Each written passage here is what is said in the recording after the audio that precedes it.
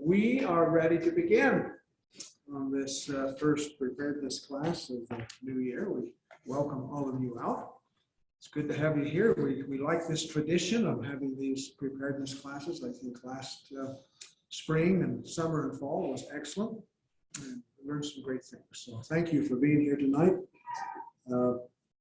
We want to also, before I forget, announce that in 2 weeks on March 24th, Barbara Johnston right there will be presenting indoor seed planting. Indoor seed starting. Okay. Anyway, just be aware of that on the 24th of March, we'll do that. It's always been our tradition to begin with a word of prayer, and I'll offer that for us today. Our Father in heaven, we are very grateful to be here on this cool evening here at the community center. A group of us have gathered together to learn from Jolynne Miller how to garden and begin our spring garden. We know that we need to be aware of this, Father. We know that times are coming when we need to be able to have our gardens and have them produce. And so we are excited to be here to learn from Jolynne. We ask her to be with her, that she can express herself the way she wants to, and that we can, this can be an enjoyable evening together. We're so grateful that we can come together as a community here in Diamond Valley and support one another. We ask thee now to be with us in the name of Jesus Christ. Amen. Amen. Okay, Jolynne.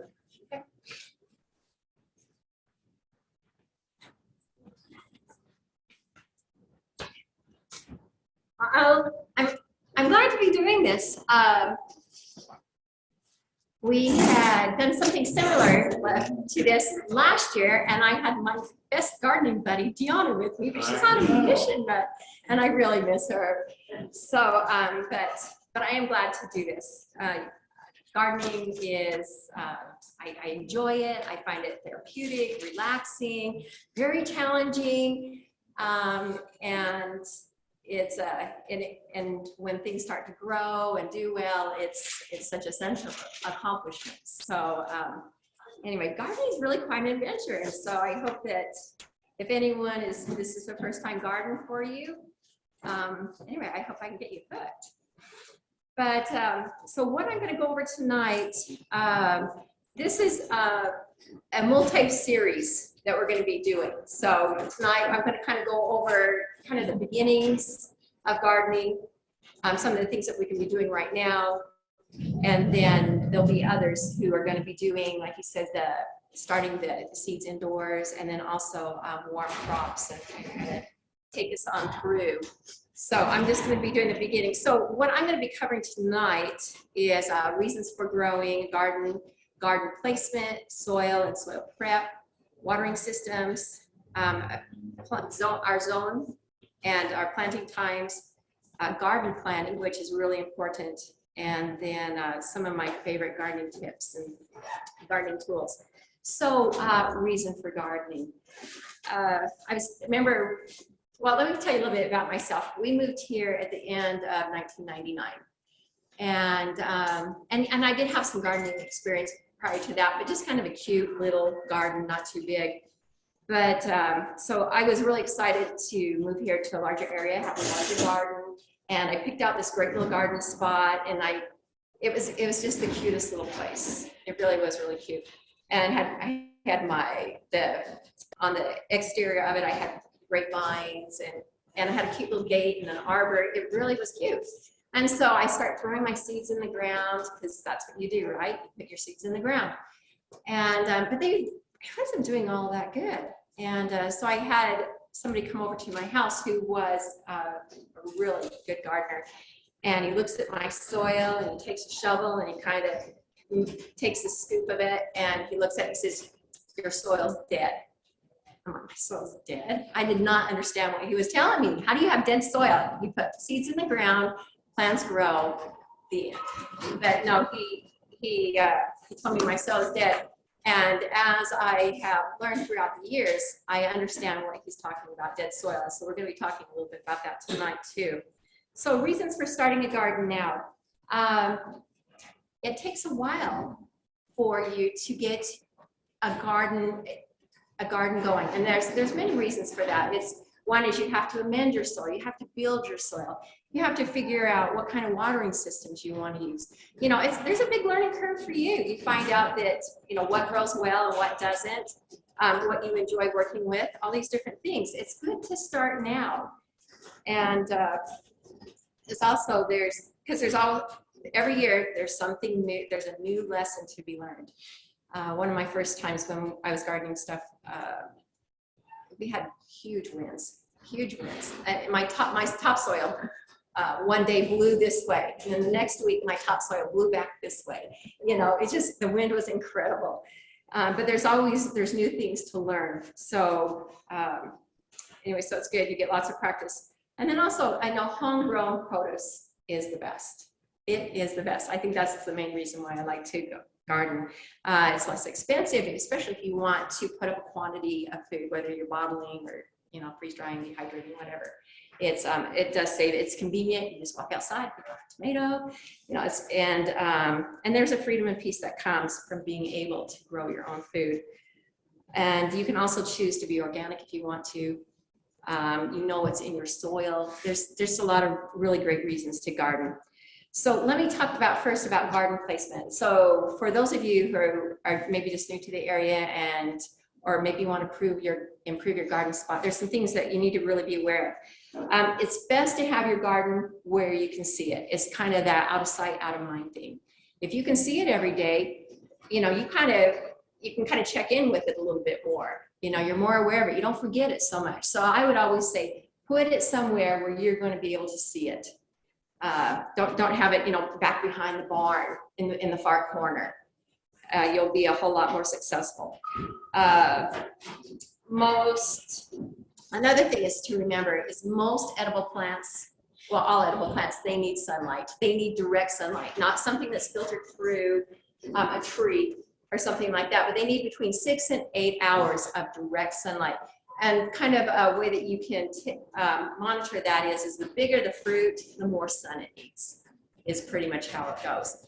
And so you do need to have it. You can't have it placed on the side of the house where it only gets 3 or 4 hours. You will end up with spindly plants. They won't produce well. It's just, they're genetic. It needs sunlight. That's their food. So do that. And then your watering source. Have your watering source planned out. There's nothing worse than trying to water with buckets or, you know, big long hose or things like that. Figure out what you want your watering source to look like. And so those are things when you're deciding where you're going to put your garden. Make sure that you've thought these things through. Let's talk about soil prep. So soil prep here in the Mountain West, we have very poor soil. And the main reason for that is because of the lack of moisture that we have here. It is the moisture that breaks down the organic matter. So when I went to a class one time, they were showing us the soil across the country. So you kind of start over on the East Coast and you've got like, oh, you got beautiful topsoil and it's this thick, you know, before you get to what they call the subsoil. And then kind of as you kind of move across, it kind of gets a little bit more and more narrow. And then you come to Utah and it's like this. And then you come to the mountains and it's like this.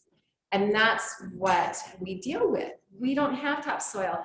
You know, every once in a while, like if you're digging a hole for, you're planting something, you might see like this much of what organic matter that you consider topsoil. And then the whole rest of it is called subsoil. You know, it doesn't have the nutrients in it,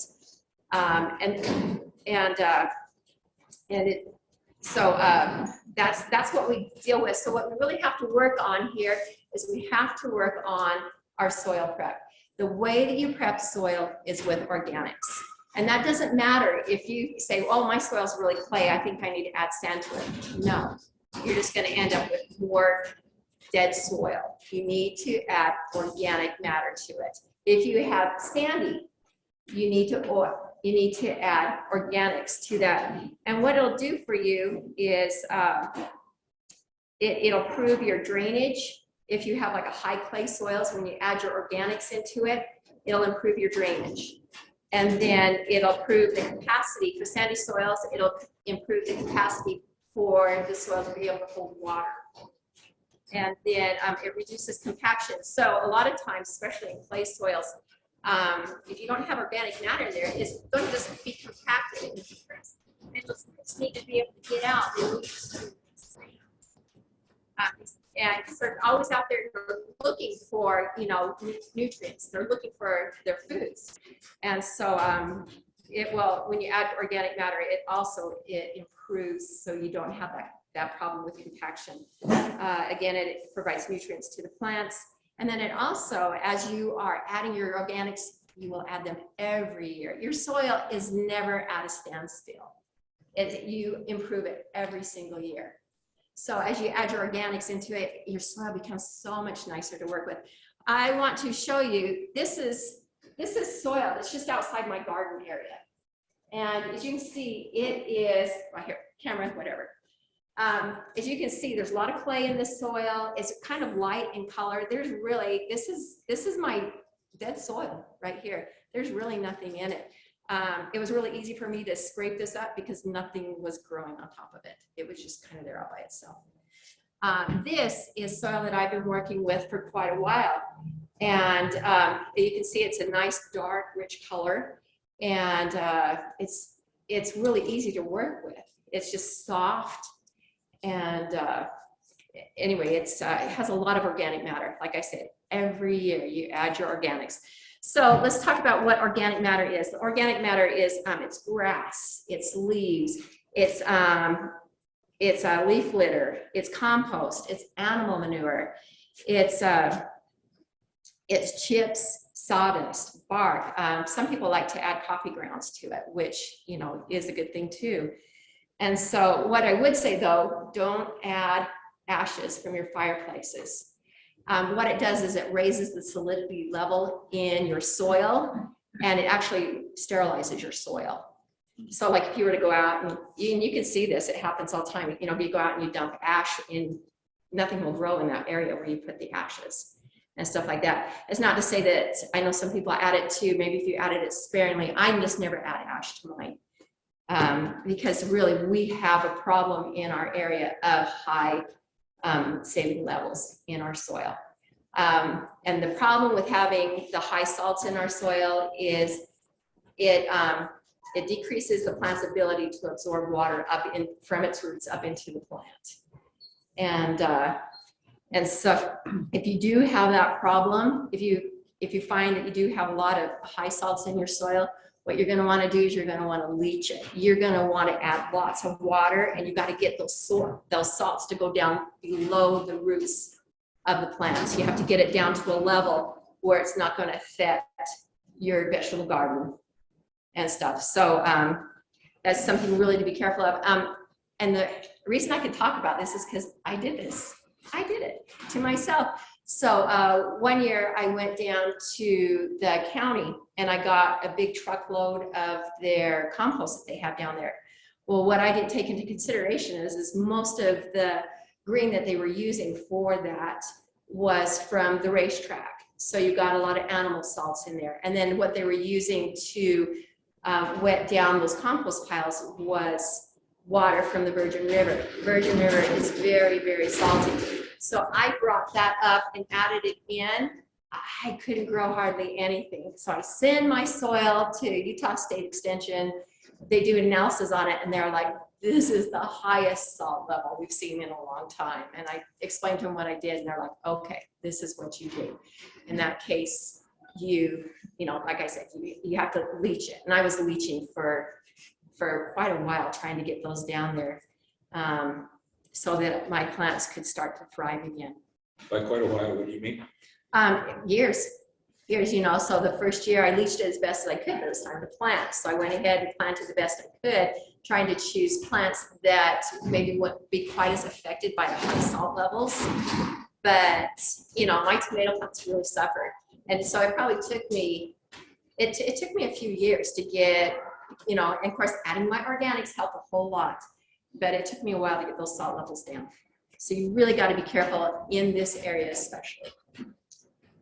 Let's see, I was going to say of course, the ideal time to start adding organics to your soil is in the fall. you know, you add your leaf matter into it. I love mulberry leaves. It's one of my very favorite things. You will see me cruising City of St. George streets and see when people have those big bags. They got mulberry trees in their front yard. They got their bags there on the curb. Anyway, and I'll pick up a few of those because they break down really, really easy. You kind of want to stay away from some of those hard, waxy leaves that don't break down very well. So anyway, that's some of my favorite things to put into my soil, you know, besides other composting things. We do have a lot of access to animal manure, which is a great, you know, to add it into your soil. But be careful, you don't want the really fresh stuff. You want something that's been sitting for a while, that's been rained on, that's been broken down, where those salts have leached out of it as best as it can. So if anybody offers it to you, go look at it first. See if it's kind of if it's broke down, if, you know, if it's been rained on, if it's been sitting there for about a year, that's the stuff you want, not the fresh stuff. And then, okay, I was gonna tell you one more thing. Okay, so again, if you find that your soil, if you want to know what your soil even looks like, you know, like I think my soil is pretty good, but I think it could be better. My neighbors down the street, their soil, their garden's a little bit better than mine. I wonder what it is that my soil needs. You can go and send a soil sample into Utah, up to Utah State, and I printed off a picture of this. But anyway, it's the website, and it tells you how to send a sample up there. It only costs $30. They do it so quickly. Send it up on a Monday. You will have your results Thursday or Friday. And they'll do an analysis on there. Some of the things that they'll tell you is your phosphorus and your potassium fertilizer recommendations. They'll give you some recommendations for your nitrogen, and they'll just kind of tell you where you're at. It's really, really helpful to know where your soil's at. What about using the little kits that you could buy at the nurseries that, you know, tell you the pH, the calcium, the phosphorus, things like that? Just about 4 or 5 different things you can test for. Are those viable? You know what? I have no experience with those. They're not as accurate. Not as accurate, but they're going to give you probably an idea when you got to up or down. It's kind of cool, the one you get from Utah State, because it's like this whole page. It's got all these numbers and percentages, and you know, it's been well analyzed. I think they do a good job for that, but I have no experience with those others. So, Jolynne, when you were talking about adding the leaves and the wood chips and the manure, do you care about the ratio? Since obviously brown and green is like a thing that we'll talk about. Okay, so when you are making compost, so if you were to have like a compost pile, know this, that it is 4 to 1. So it's 4 brown to 1 green.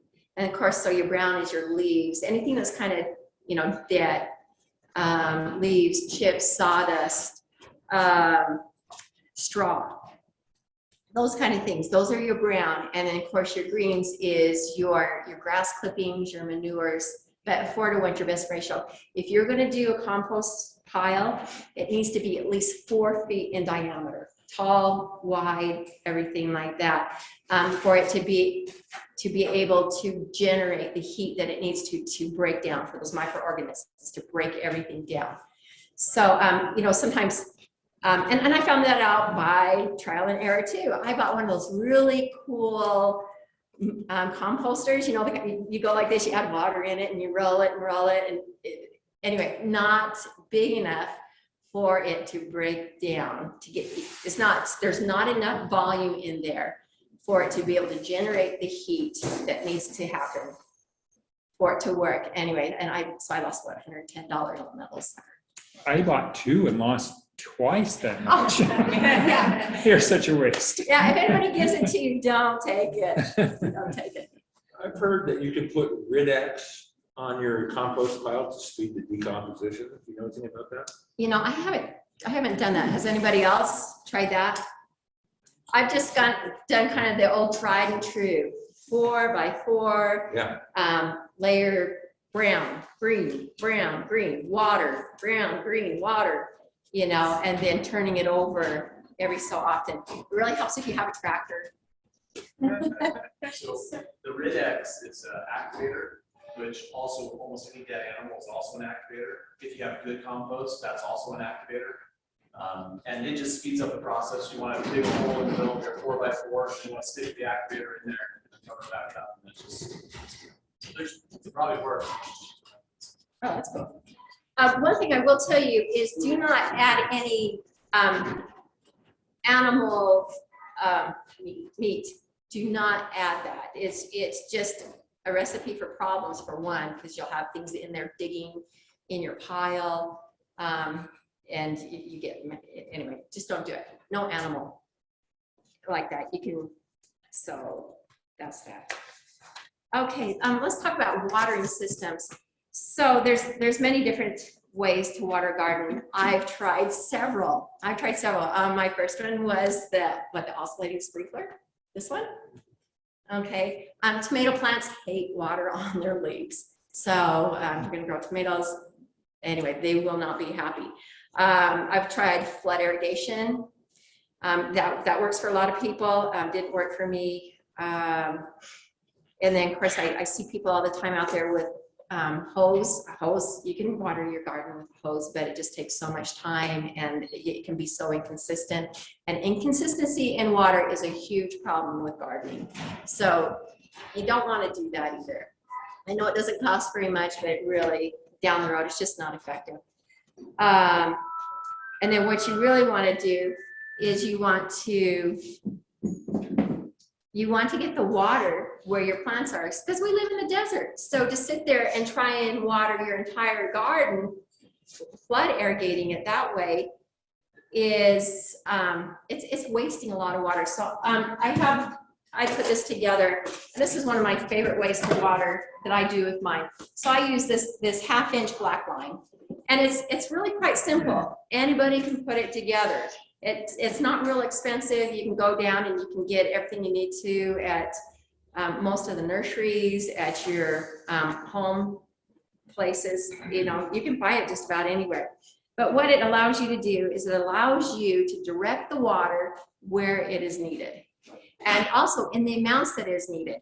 So, for example, a pepper plant's not going to need as much water, say, as some of your melons and some of your squash plants and things like that. So you can go in and you can have these little heads right here, and you can just pop them into your 1/2-inch line wherever you're going to have a plant growing. And for the most part, anyway, we'll get to that later. But anyway, you can put them wherever you want to. This one right here, this is kind of like a version of a soaker line. This has emitters every 6 inches. And so this is what I use for like when I'm doing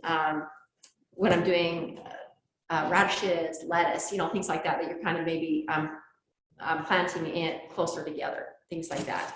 Eggplants, melons, some of these that you plant farther apart, you can go ahead and get these little micro lines, and you can have these emitters, and you can kind of place them wherever you are planting your plants, and they work really, really good. And then you can also, the tops of them, you are able to dial in how much water, whether it's going to be 1 gallon an hour, 2 gallons, 5 gallons, whatever. Anyway, you can determine. And it's also really good too, because as your plant grows, you can increase the amount of water to your plant. When they're little, they don't need that much water, but when they get bigger, you can increase them. So this is a great system. Something also I would really recommend for your watering system is have some kind of a timer. I'm embarrassed to say that my poor neighbor has called me multiple times. Jolynne, your garden water is overflowing into my yard. I think it's been going for a little while. And I'm like, oh, I wasn't going to forget it. I told myself I wasn't going to forget it. Put my ring on the other finger, all those little things to remind yourself. I forgot. So what I have here, and this is really great, you just hook this up right to your spigot, and anyway, you can do the amount of time, anywhere from 15, 30, 45 minutes, an hour and a half, and then it just shuts off your hose. And so that's a really great way to do it. I have my friend Deanna, she's gone a step way above me, and she actually has hers on a sprinkler clock. And that's a really good method too. But this was $11 from Amazon. And so it's just not a big deal. And it works every single time. And since I've had it, I have not, anyway, I haven't had my water overflow. So it does conserve water and it makes you a really good neighbor. Okay. Let's talk about zones. So when I talk about zones, the whole country is broken up into zones, which has to do with you know, your temperatures and what kind of plants grow well and how much water your area gets. And it's kind of interesting. In Utah, there's only, okay, so here in St. George, or here in Diamond Valley, we are zone 8A. 8A is our zone. We are the only 8A in the entire state. So it really does kind of narrow it down and helps you to understand what your growing times are, you know, when you can put things in the ground, what your water looks like. It's really, really helpful when you are looking for plants and things like that, because it helps you to get the right plants for your area. Because as we know, not everything grows here, and some things grow better here. A part of this zoning has to do with our elevation. So let me just, I don't know if you're aware of this. So Las Vegas is, their elevation is 2,000, okay? And St. George is 2,700. Diamond Valley is 4,750. And Cedar City is 5,800. Now, this is really important to know because of like the plants. If you are gonna go and buy plants at some of the nurseries in town, because we're higher in elevation, we're cooler. And we're a little over 2 weeks behind St. George's seasons. So like right now, I was down in town and some of their trees are already starting to blossom. Well, we're not anywhere close to our trees blossoming. And so we are behind them. And because we're behind them, because we're behind them, we cannot plant at the same time. With that being said, the reason I told you about Las Vegas is I just want to make you aware. Star Nursery is owned by, their stuff comes out of Las Vegas. So everything that they're sending up here grows really great in Las Vegas. And because St. George elevation is 2,700, most of the stuff grows really well in St. George. But it doesn't really necessarily grow well up here. You've got to be aware of what the elevations are. I sometimes see people, and this really pertains a lot to ornamental plants and things in their yard. They'll be bringing things up here like bougainvillea. They'll bring things up here that they're desert plants and they will die. They will be an annual up here.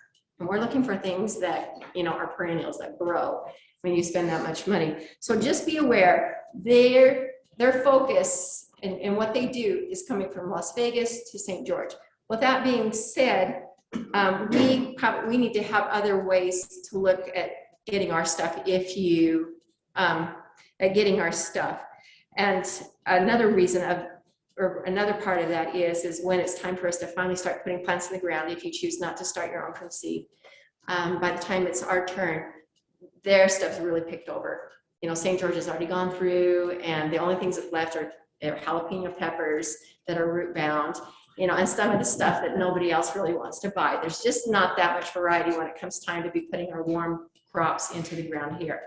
But we do have alternatives, and I'm really impressed with Ballard's Nursery.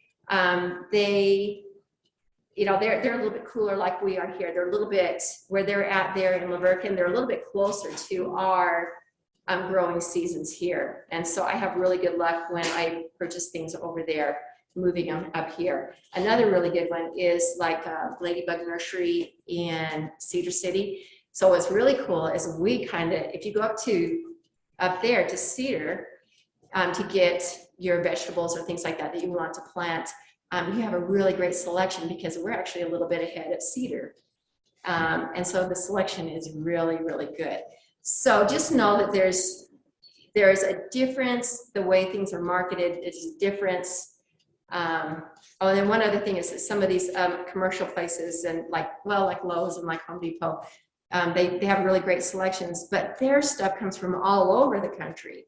And it's really not necessarily focused for our area. You know, I've been really surprised sometimes at some of the stuff I see there. So just because they're selling it in town does not mean that it's going to work up here. So just, and these are the reasons why. It's not for our zone. It's not for our elevation.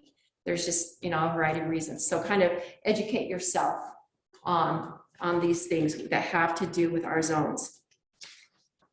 Gardening plan. Okay, this is where I really wanted to get to tonight is gardening plan. There, you need to know, you really should sit down and kind of mark out your garden plan. Know what it is you want to achieve and what you want your garden to look like so that you can achieve that. So there's different ways to garden. There's your traditional garden that's done in rows and mounds, and those are really great. They're familiar to us. It's really easy to design a garden like that because that's what we've seen our whole lives for the most part. And it works really well if you have a lot of big space where things can really spread out and grow. The other good thing is you know, it's not expensive to do that. There's no added cost. You don't have costs that associated maybe if you're going to do raised beds. I do have raised beds, quite a few of them, but I also have some in the ground. So I do a little bit of both. Raised beds, the pros for those, they're easily accessible. You have more control over your soil composition because you've had to put the soil into the bed and you know what it looks like. You also don't have to deal with like rocks and roots and things like that might just be underneath our rocky soil. So those are some good things that have to do. It also, you can have improved drainage. And then also just so you know, when you have them in raised beds, your soil also warms a little bit faster, so your seeds will germinate quicker. And anyway, so those are some really good things. Okay, some of the things, if you do have, if you decide that you do want to do raised beds, a few things I would say is don't make them too wide. 4 foot is about as wide as you really want to go. Otherwise, you can't reach them. You have to end up climbing inside of them. Don't put them up against a wall because then you can only reach it from 3 sides. So things like that to think about. And then one of the reasons I really like using raised beds is square foot gardening. And I don't know, is everybody familiar with square foot gardening? Okay, this is a valuable resource because what it does is if you follow their method, you can plant as much or more in your grow boxes by following the methods that they share in here as you can if you're doing it traditionally with rows and with mounds. It's a different way of doing it. You can be very, very successful in this, and it looks really cool. So those are some of the things that are benefits for raised beds. So let me talk about a couple more things. When you're designing your garden and things like this. So for those of you who already have your gardens designed, a lot of times what we do is we say, this is the lettuce bed, this is where I grow my tomatoes, this is where I grow my cucumbers. Anyway, you want to mix everything up each year. Do not grow your plants where you previously had grown them. It's usually about a 3-year rotation is what you're looking for. Because some plants are what they call heavy feeders. They take a lot of the nitrogen out of the soil. And then, and if you keep putting them in there, you know, the plants are just going to go downhill every year. But if you can rotate things, like beans and peas are supposed to kind of, they put nitrogen back into the soil. They're what they call Fixers. nitrogen fixer. Thank you, nitrogen fixer. That was such a hard word for me. Anyway, so it's a really good thing if you will go and make sure that you're doing crop rotation. So that's an important thing when you are planning. One of the things that I like doing, and I'm doing more and more of it every year, is growing things vertically. Okay, so there's so many benefits to growing things vertically. One is is that it gives you more space to grow more food. If you are growing your squash plants, and that's your winter squashes, that's your tomatoes, you can grow them up on these. If you're growing everything, cucumbers, tomatoes, winter squash, spaghetti squash, melons, even watermelon, it needs a little bit of assistance. You have to grow you have to make slings for them, but you can grow watermelon vertically. Even zucchini and summer squash, you can grow these in a vertical manner. You just need like a pole. I like to use that livestock fencing, you know, the stuff that comes in the squares, and it's usually between 3 and 4 feet high, and then it comes in different lengths, 6 feet, 8 feet, 16 feet, whatever.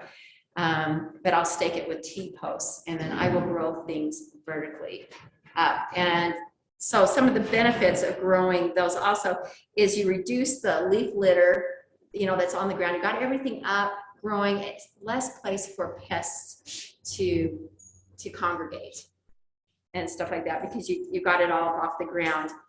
Less place for them to hide. And also it puts the plants more up on your eye level. You can kind of see things a whole lot easier. You know, if it's right here, look right there.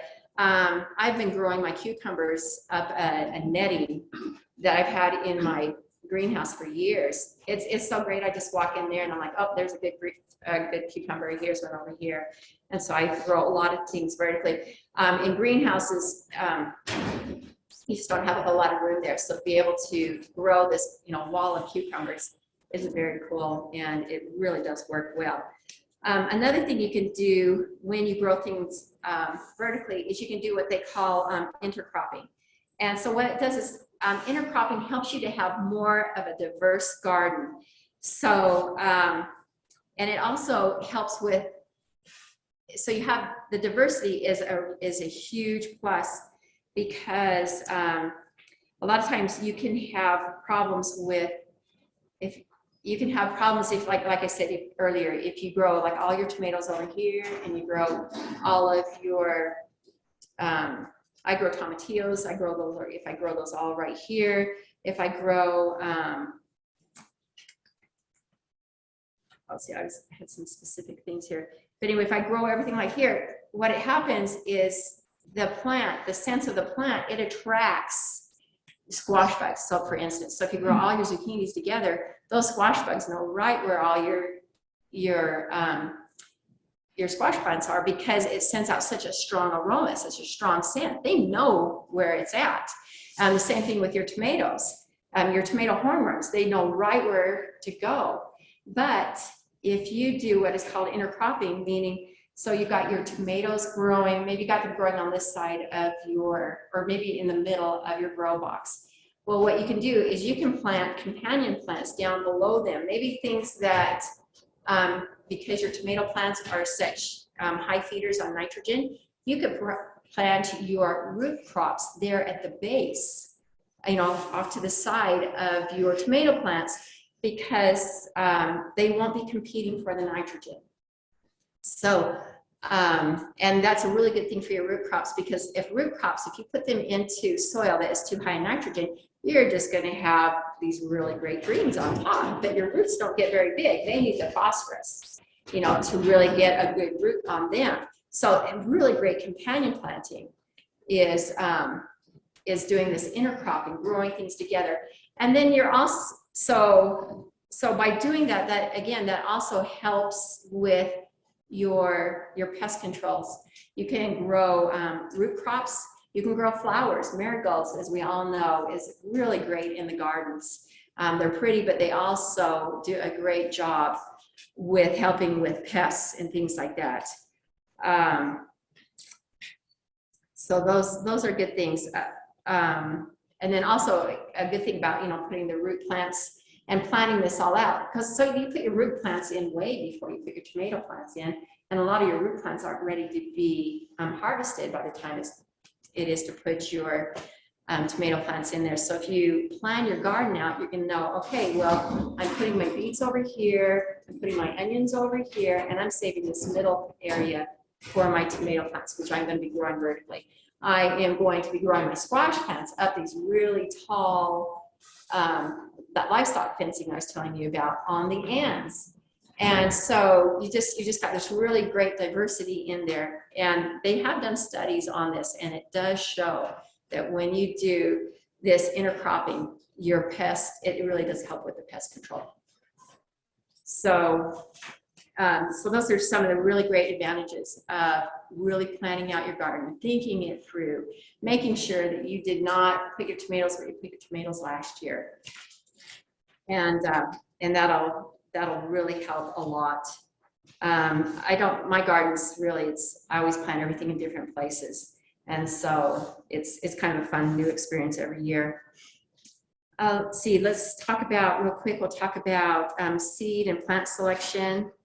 Again, I kind of talked a little bit about it already. A lot of stuff that does come into the St. George area is not ideal for us here. So get to know what works around here. And then you might have to go elsewhere, up at Cedar or some of those other places, just because of the altitude difference, because of the temperature difference, things like that. So I'm not sure. I know we've got a lot of really experienced gardeners in here, but I kind of wanted to go over some things that maybe that aren't real obvious to somebody who's just starting out. They might have some questions. Hybrid versus heirloom. We talk about that quite a bit, but the difference between them are hybrid plants are vegetable plants that are created by breeders who do cross-pollinating. And they do this for many reasons. One is it makes the fruit more uniform in size. This is what you usually see like in the grocery stores. You know, everything's so uniform. Most of that stuff, most of your produce in there are hybrids. And that's okay. There's nothing wrong with hybrids. Hybrids, they've done it to overcome some of the weaknesses of the plant. Like you'll find on hybrid plants, a lot of times your tomato skins are a little bit thicker. Well, that makes it easier for them when they're shipping them. You know, they don't split, or, you know, they don't puncture as much so easy because their skin's just a little bit thicker. Again, they're more uniform, and the plants a lot of times are maybe more hardy. You know, they've overcome some of the diseases and things that are, you know, the pathogens in the soil. And so they really do serve a really good purpose. But heirloom, one of the things though about hybrid is if you were to go and plant a seed from like a tomato that was a hybrid, you won't get the same plant. That it won't be the same because it has been cross-pollinated. You don't really know what is going to be the next generation plant. It will most likely look different. It'll most likely be just a little bit different. So, so therefore, you don't want to collect the seeds from a hybrid plant for that reason. And so, in heirloom plants, most heirloom plant seeds has been handed down for generation to generation. There was one, somebody gave me some seed one time. They're like, this seed's 75 years old. It's been coming down for 75 years, you know, through this one family. And, you know, that's kind of fun. But they've selected, people gather these seeds because they have special traits. They like the way it is. They know that when they like the plant, they like how it tastes, they like everything about it. And when you collect those seeds and you plant them, you will get the same plant as what the seed came from. Okay, so that's what the difference are. You will find also that you can't beat the taste of an heirloom tomato. The tomatoes are wonderful. They so flavorful. The same flavor that they had 75 years ago. You know, it's really that good. A lot of times though, heirloom plants, tomatoes especially, they look different. They might look kind of a little funny. They have not been designed to look exactly the same, and they will not look exactly the same as, you know, one that's growing on the same plant. So they will look a little bit different, but you will gather their seeds. Their seeds are great to gather, and you can save them for the following year. Okay, so let's get down to what to plant now. Okay, so right now is the time that we are planting the seeds for our cold crops. And so the difference between, let me give you some examples of what cold crops. We have cold crops and we have warm crops. Okay, so our cold crops are going to be things like beets, radishes, kale, lettuce, onions, Swiss chard, broccoli, cabbage, all these things. Right now is a great time. It is the time to sow your seeds into the soil. Okay, so they, you can sow them into the soil, and seeds will germinate when they get to the right temperature. Okay, so you might sow in your your beets and radishes right now, and they're just going to pop right out of the ground. But maybe your peas or some of the other ones that you sowed in, they're not popping up quite as quickly. Don't worry about it. All of the seeds, they have their own germination temperature. When they get to their germination temperature, as the soil warms up, they will sprout. But right now is the time to put in your cold crops. Again, carrots, cilantro, cauliflower, collards, kohlrabi, lettuce, onions, parsnips, potatoes. Right now is a great time to do it. And the reason also that you need to be sowing those seeds into the ground right now is some seeds don't germinate when it gets warm. Carrots, for instance, if it gets too warm and the soil becomes too dry, just because of the weather's warming up, your germination levels will be much lower. So you always want to get your carrots in early if you want to have a better germination. Same with like your parsnips. You want to get them in early so that they will germinate with this cold, moist, dark. They like that. That's what they really feed on. Another fun things are sow your beets now. So what happens with beets is when it's cool and they start growing, but the weather's cool and they grow lots of beet greens. Well, most people love beet greens. And so you can kind of just be harvesting the beet greens, but you'll notice that your beet is not really growing. The beet needs to wait for the warmer weather for the beet root to really grow and form.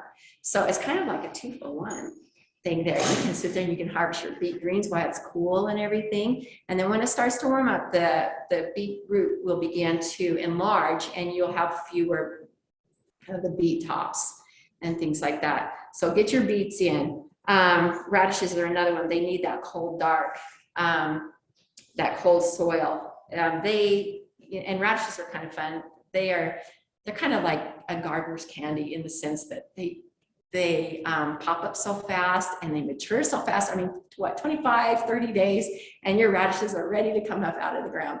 So it's pretty fun.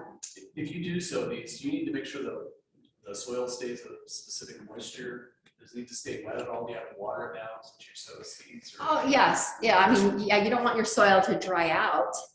You would treat it just the same as you would in any climate. You don't want to overwater it, but you do need to keep them moist. And, the nice thing about this time of year is it doesn't dry out as fast as it does in the summer. Do you have a rule of thumb to prevent overwatering?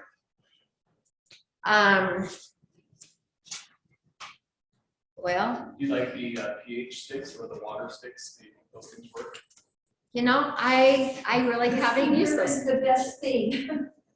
Yeah. Stick your finger in. I was gonna say, I guess I've just been gardening long enough. I kind of just look at it, or kind of. A lot of times your top of your soil, might be dry, but just below the top, it's going to be nice and moist. And so you have to stick your finger in, and you have to look at it, and then that's the best way to tell for me. And things like that. So anyway, back to radishes. Radishes, another reason why they have to go in early is they'll go to seed once it gets like 75, 80 degrees, they just bolt, and then their time is over. The other fun thing about radishes is because it only takes them 25 days. So you can sit there and you can grow radishes, or you can sow your radish seeds, and then maybe 2 weeks later you can sow some more. And so you can do it in succession planting. You can do that with quite a few things, but radishes especially. Kale is very cold hardy, and it's in our area. It's actually can be a perennial. I've grown kale. I've had some grow for like 2.5 years. I've had my kale. I did it in the greenhouse, And so it just kept getting taller and taller, and I just kind of kept pulling the leaves off of it. You could do that if you don't have deer. If you have deer, it's only gonna. I had a friend, and they had a variety of kale. It was called elephant kale, and so the stem of it was really quite large. It was probably, like this. Once it started to mature, it got to be this tall. It looked like a palm tree, a little mini palm tree. So anyway, kale is, a lot of times it's biannual or even, longer depending on the care that it gets and if deer don't get to it. Again, lettuce and potatoes, they can handle the cold, put them in. I know some people, they get, they're a little careful with potato, but they can handle the cold. And so go ahead and put them in. One of the things that I'm going to be doing this year, I think I'm going to be switching all of my broccoli over to like broccoli rabi or broccolini. And kind of the reason of that is you can sow it in early, and because it just grows these little shoots all over the place, and that's what you harvest. You just harvest these little side stems that come up, but it doesn't seem to bolt. While you're waiting for that big head of broccoli to come, and then all of a sudden you look out there and you're like, oh my word, it's already flowering. I didn't know you were that close to bolting. But you can pick all of the little broccolini stems off of there, and it just keeps growing, and it doesn't seem to bolt quite as quickly as your big head of broccoli and stuff. So that's pretty fun. And again, you can put things in the ground, and if they don't just immediately pop up out of the ground, don't worry. When they get to their right germination temperature, they're going to start coming up. So some of my favorite tricks and practices I do is I do keep a garden diary. It's fun to look back and see the previous years, what I planted. And it's saved me a few times because I'll write down, what seeds that I was planting. And a lot of times, especially with tomatoes, I'm always trying to find the perfect tomato. Tomatoes is what I really like to grow. And it keeps me from repeating ones that I thought were a mistake. Oh, this one sounds good. And I'm reading it in the brochure and it sounds like this amazing tomato. I'm like, oh, wait a minute. I grew it 3 years ago. It was terrible. Does not work for this area. So keep a garden diary. You can either do that in your own garden book, or there's some really cool apps out there. And I'll tell you one that I really like to use, and it's called Seed to Spoon. So seed and then T-O spoon. It's a fabulous little app that you can use for keeping track of everything from what you put in your garden to what trees you plant on your property. And it'll even go into more detail and tell you a little bit about when they mature or when you can plan on harvesting. It's just a fun little app. So anyway, do keep a diary, keep a journal on your garden, and it's really quite rewarding. I do like to start my own seeds, and so I'm going to be really excited to hear what you share with us next week, because there's always new ways to do things. But so I'm going to skip that, but I do start almost all of my own seeds. Part of that is I have just a little bit more control over the variety that I'm planting. I can get exactly what I want when I find that something works well. And anyway, so that's what I like, and so I'm really excited to hear yours. I'm going to share just a few of the things that help me a lot out in the garden. Of course, hula hose. I know everybody has a hula hoe, but I have this hula hoe, and I love this hula hoe. One is it's not wood, and I don't get splinters in my hand, and because I spent a few more dollars for it, this is a lot sharper. It's a lot stronger. Sometimes with those wooden hula hoses that you get, and that they after a while this starts to bend and become kind of a funny shape, and you have to sit there and get your pliers out and make it go straight again. I've never had to straighten this one, and I probably had this one for about 5 years. I use it all the time. It doesn't break. It's nice and long, so you can really get in there. And because the wooden ones usually are about, I don't know, about this tall maybe, but you'd be surprised. This little bit really helps for leverage. And so I would really recommend, if you're going to spend any money for a hula hoe, which you really should do, buy one like this. I got my very first one. I've had 2 of them so far. And my very first one, I got it here locally. So I know that they do sell them here. My other favorite one is I like the hand hula hoe. You know, because when you get down on your knees and things like that, you have just a little bit more control over it when you're getting around by those plants and things like that. So this is another one of my favorite things. The other thing I would tell you is when you are planting, I know you guys all have better memories than me. I swear, I always think I'm going to remember exactly what I planted where. And I'm always surprised. So get yourself some kind of marker. These are so cheap. You can get like 500 of them for hardly any money. And then you just write on them with your permanent magic marker, stick it in the ground, and you will have a great memory for the whole gardening season.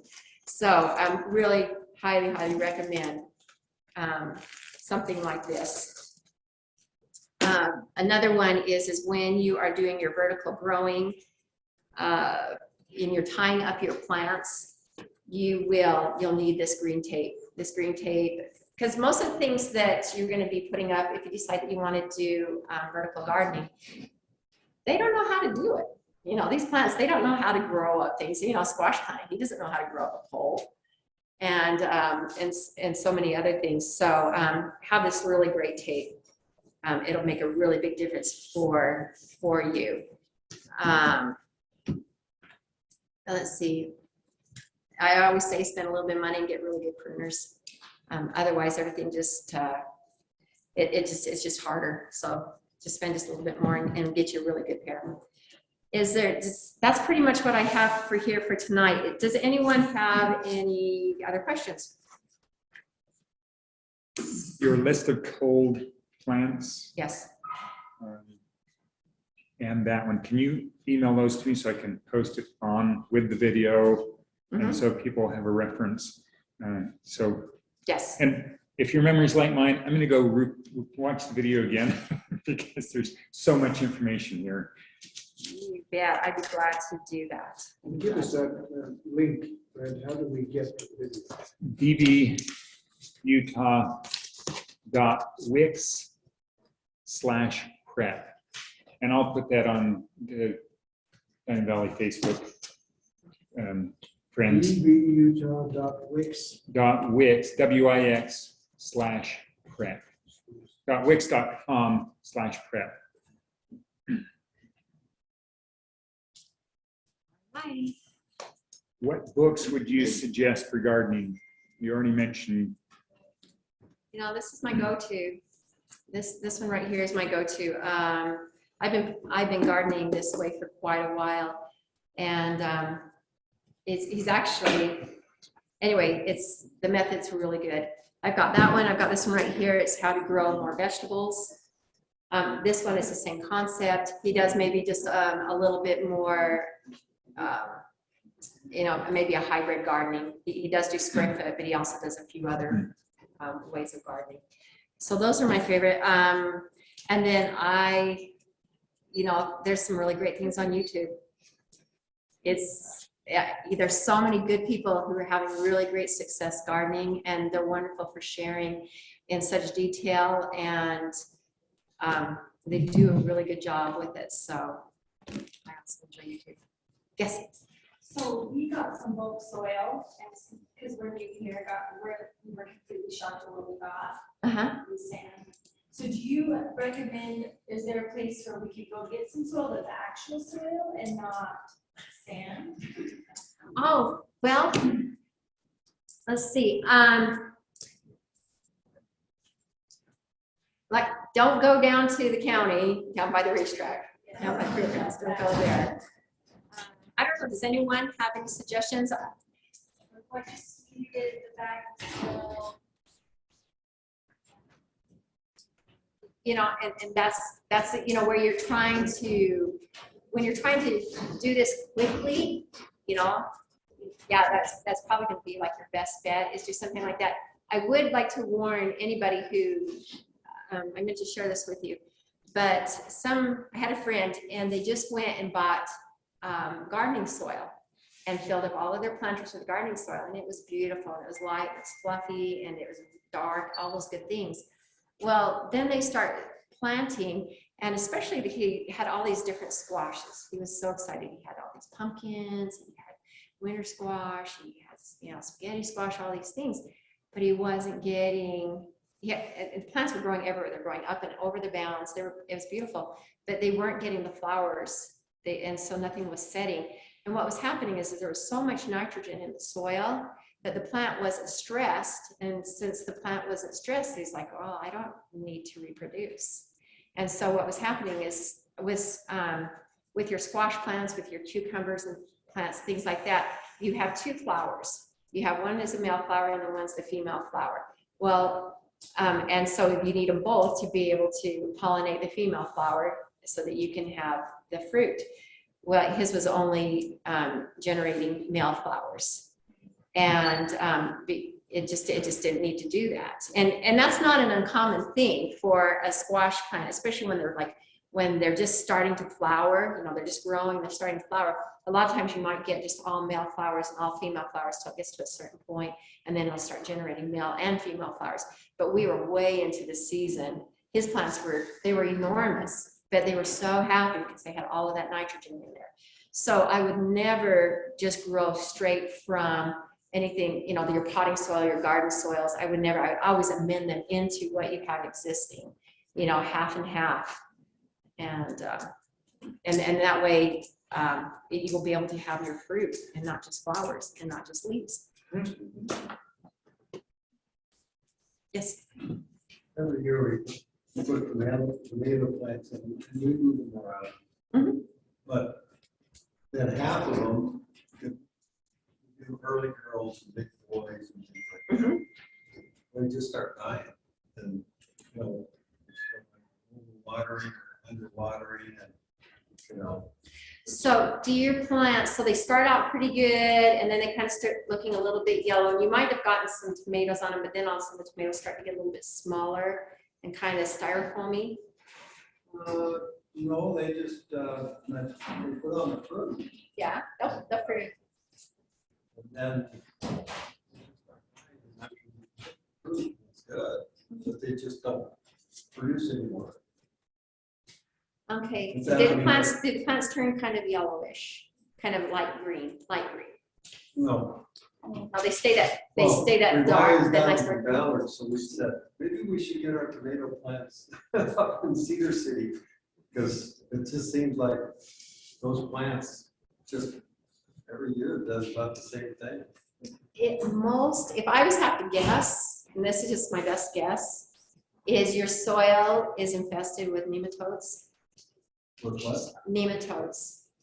Worms. It's a microscopic worm that, and you can tell if you have them, and maybe this will be the thing, is nematodes, they go in and they get up into the root system, and it causes something that's called knotty root.